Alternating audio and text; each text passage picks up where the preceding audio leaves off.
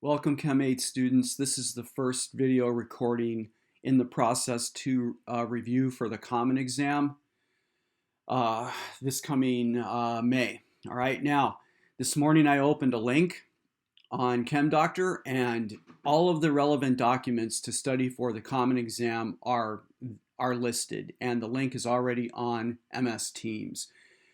You'll notice in those links that there is a sheet that reviews the properties and bonding in pure substances, whether they're atomic, ionic, metallic, etc.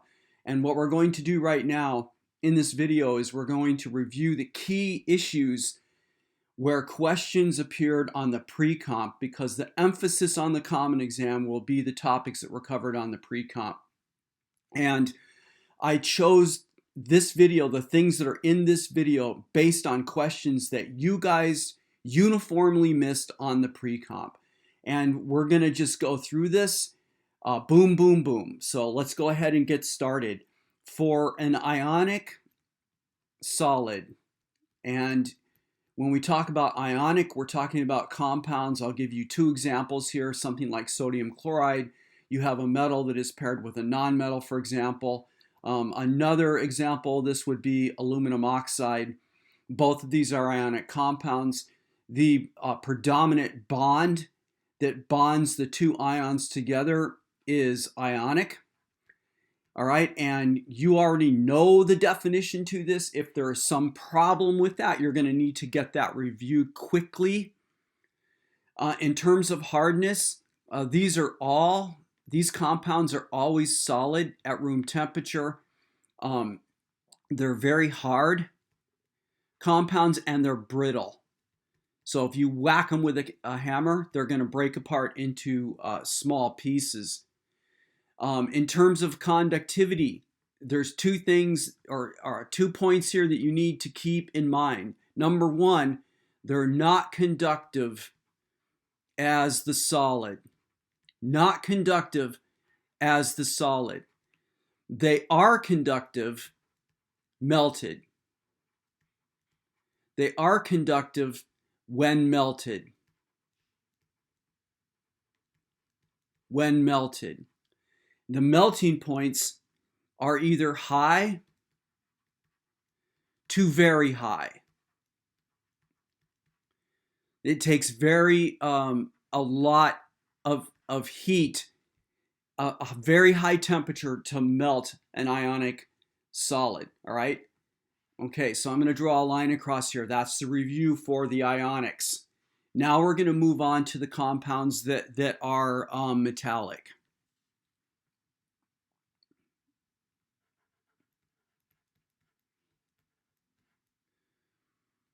Let's see, I just misspelled that. Let me just fix it quickly.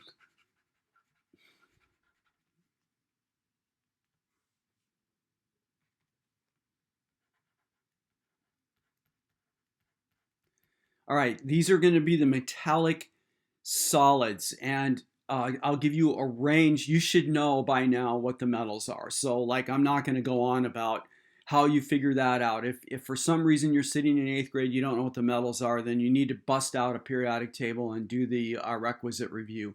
So here are some examples of different types of metals off of the periodic table.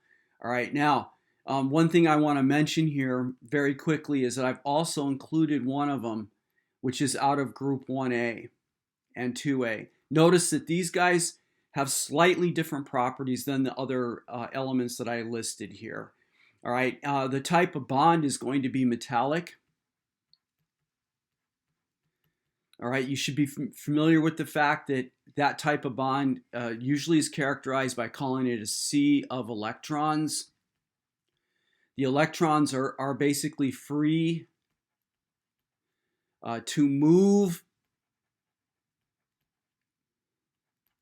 And I'm going to just abbreviate this throughout the packed elements.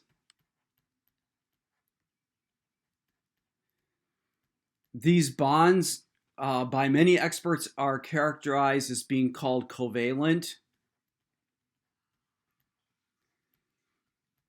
although you have a lot of you have a massive amount of electron movement, the bonds are considered to be, by some experts, to be covalent, and by some relatively ionic. In terms of hardness properties, I'm going to give you a whole list here. Let me go ahead and change the coloration. Metals are usually shiny. These are things that you should already know, actually. They're malleable. If there's anything that I mention here and you're not sure what it means, look it up in a dictionary. So it's malleable, ductile, the metals are, and they have a variable hardness. Variable hardness. Now, going back very quickly to the list of examples I gave you here, I did this deliberately because, for example, the groups that are 1A and 2A, and the lead in particular, these guys are relatively soft. Like a piece of lead, usually you can use your fingernail and you can put an indent into it. Similarly with sodium metal, you don't want to be touching that with your fingers, but you can cause an indent in that very, very easily. However, copper, iron, and titanium are examples of metals that are seriously hard. Like you're not going to be able to make an indent in those metals with a fingernail. Okay, with the metals, in terms of conductivity, both the solid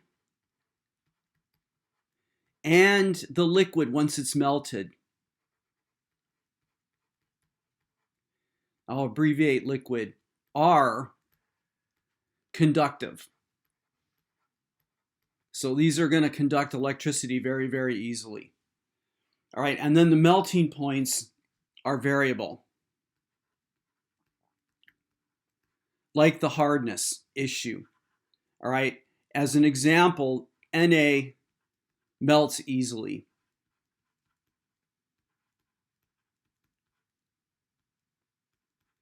All right, and as an example, titanium has a very high melting point. There's a massive difference between those two elements. Okay, moving on to the next screen. Now we're going to talk about solids, which are called covalent network solids. All right, and an example of these would be like pure carbon or silicon, or you can also talk about molecules here, and the example would be like silicon dioxide. These are all what are called covalent network solids. Let me just quickly go back.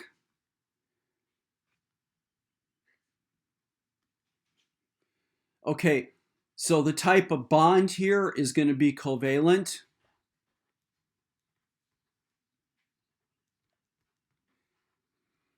Between the atoms, or in this case, the silicon dioxide. This is also going to be atomic. All right, the hardness is going to be very hard, brittle. The conductivity is going to be no conductivity.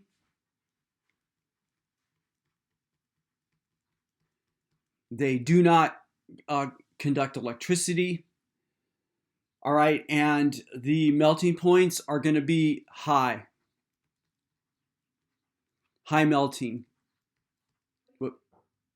High melting in all cases. All right, now I need a line across here.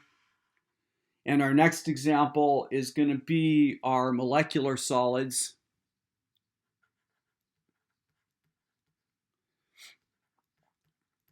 And this is going to be comprised of literally two kinds of examples. The first are going to be the molecules.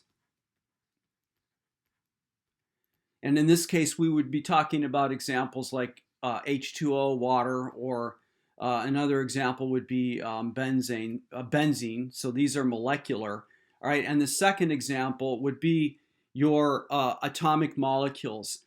So these would be, let me just define it, atomic molecules.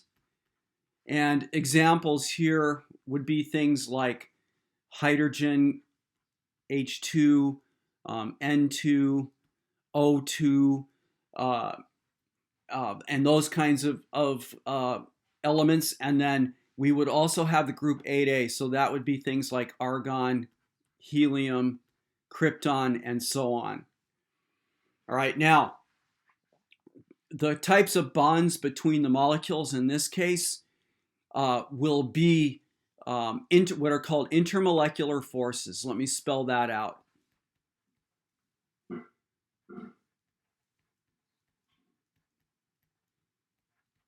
Intermolecular forces. And the abbreviation for this is IMF.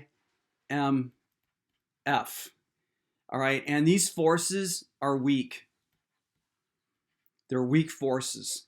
All right, in terms of the hardness, there's going to be variable,